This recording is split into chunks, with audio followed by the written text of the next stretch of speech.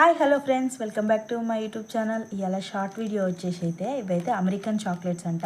మా హస్బెండ్కి అయితే ఒక కస్టమర్ అయితే వాళ్ళు అమెరికా నుంచి వచ్చారని ఈ చాక్లెట్స్ అయితే తీసుకొచ్చారు. మనకి ఇందులో నుంచి ఇవి చాలా వరకే తీసుకొచ్చారు, కానీ ఇందులో నుంచి అయితే నేను మా పాప సగం వరకు అయిపోయేసినాం. ఈ షార్ట్ వీడియో నాకు ఒక డౌట్ వచ్చి ఇది వీడియో తీయడం అయితే జరిగింది.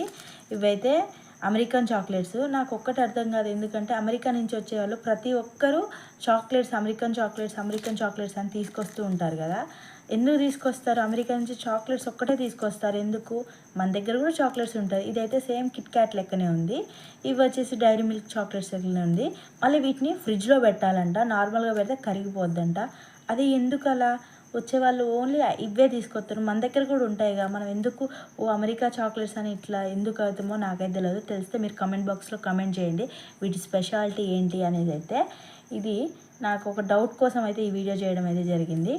ఇది ఫ్రెండ్స్, మీకు కనుక నచ్చితే లైక్, షేర్, కమెంట్, ఇలాంటి మరిన్ని వీడియోస్ కోసం మన ఛానల్ అయితే సబ్స్క్రైబ్ చేయండి. Thanks for watching.